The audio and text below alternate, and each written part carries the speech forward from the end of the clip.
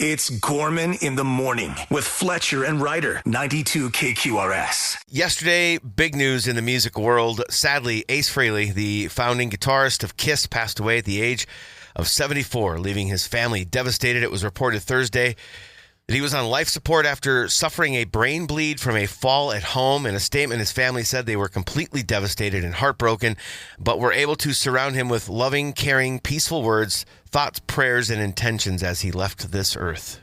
A million thoughts, which we can go into throughout the day. No matter what you think of Kiss, and I think they're silly. When I was 10, they were the coolest thing on the planet. Yeah. Ace was the coolest of the cool. Oh, yeah. And no shortage of guitarists from, let's just call it my generation, kids of the 70s who picked up instruments in the 80s. Ace is one of those lighthouse guitarists. Yeah. I mean, you always hear about Hendrix and Page and Van Halen, and there's a lot of those guys. He's not ever included in those lists. But to guitarists, guys in bands, dudes my age, so many people I know and that you've heard of were like, oh, it was when I first saw Kiss, when I first saw Ace, that was the thing. Yeah. And for that alone, I mean, it's a pretty momentous loss. For sure. And then, of course, you then get older and you listen back and you pay attention and you realize there were 3 dudes in that band and there was 1 musician, and that was Ace Frehley. He played circles around the rest of the guys. No knock on them. Kiss did what they did. But he was that one guy that was like, oh, he's got a tone, he's got a vibe, he's got a feel. That was all very, very real.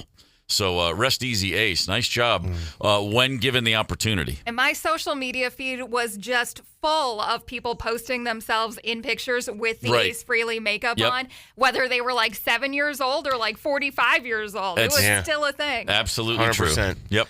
Transcended just music, for sure. For sure. This time of year, late October 1987, I'm in a bar in Atlanta, Georgia called Atkins Park, and I'm sitting in a booth with my 2 friends, Lenny and Mac. And Mac comes back and sits down and goes, Ace Frehley's in the men's room. Oh. And I go, you saw Ace Frehley? And he said, no, but I heard his voice. And I said, how do you know Ace Frehley's voice? Because I'd never heard it. Yeah. But once you hear it, you know it. If you know, because it was kind of high-pitched, and it was the most New York accent you ever heard. Oh, wow. Oh, Lost yeah. boy. And then he came walking by and sat down, and sure enough, there was Ace Frehley. And he had played a gig in town that night, which we were blissfully unaware of because we didn't have something called the internet back then. And then we all went over and got autographs from Ace Frehley. Oh, very And he cool. couldn't have been cooler. He was like, hey, no problem. Always happy to take an autograph for my fans. He was like the nicest guy in the world. And we were like, awesome. man, that's Ace. Put that makeup back on, dude. You look weird. Because it was just never, it's always unsettling to see those guys without makeup. 100%. That's the iconic nature, for sure. I'll share a couple of posts on Twitter. Tom Morello, Rage Against the Machine. Harvard dude, smart guy.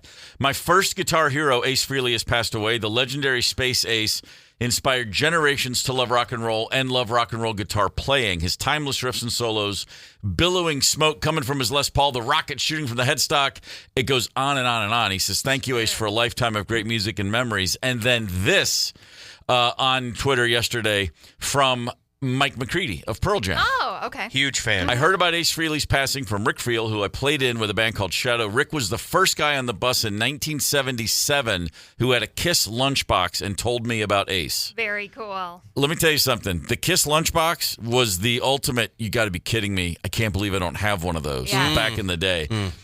When Kiss Alive 2 came out, and I think 77, I would just stare at the gatefold, that photo. It's a double album, the gatefold of them on their elevators at the start of the show with the flames. And I've talked to so many people over the years, and I'd say, man, I got Kiss Alive 2. And they go, man, I would just stare at that picture and listen. And I'm like, yeah, that's all there was to do. Right. And that's all we needed. Mike McCready went on, all my friends have spent untold hours talking about Kiss and buying Kiss stuff.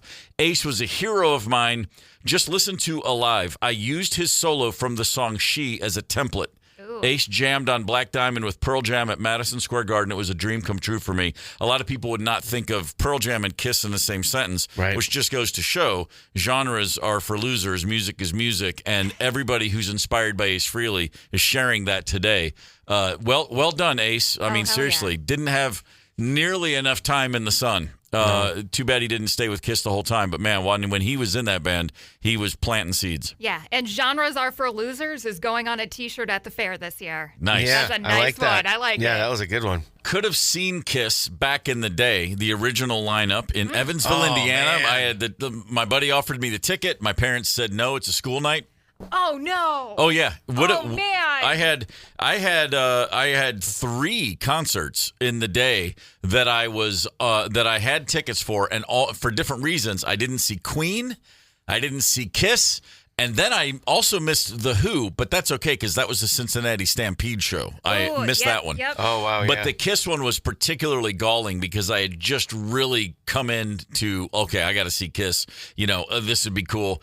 And it's a famous show that I missed because during the show, one of the lighting guys, a spotlight operator above the stage on the truss, didn't lock his rope in. He fell off. Oh, that's right. And he landed right at Paul Stanley's feet. He was not killed, but he was injured really badly. Yeah. And Paul Stanley, on the microphone, very famously said, "Whoa, we got a problem here, everybody. Hold on." And then he said, as the professional Paul Stanley was, to segue into the next song, he said, "Looks like somebody had too much cold gin," and they went into cold gin. Which, wow, gosh, to have missed that. Oh, man. Wow. There's no way to explain just how cool Kiss was in real time. Now, my son decided that Kiss was the greatest thing in the world when he was 8 or 9 or 10 years old, too. And I took him to see Kiss. I'd never seen them. The first time I saw Kiss, I was there with my kid.